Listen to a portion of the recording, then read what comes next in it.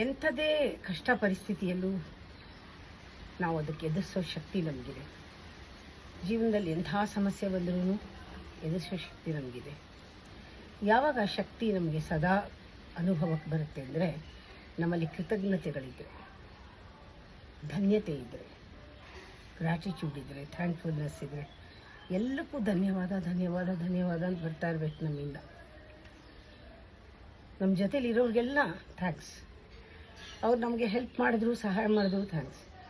ನಮ್ಮ ಜೊತೆ ಇದ್ದು ನಮ್ಮ ಜೊತೆ ಕೆಲಸ ಮಾಡದೇ ಇದ್ದರೂ ಥ್ಯಾಂಕ್ಸ್.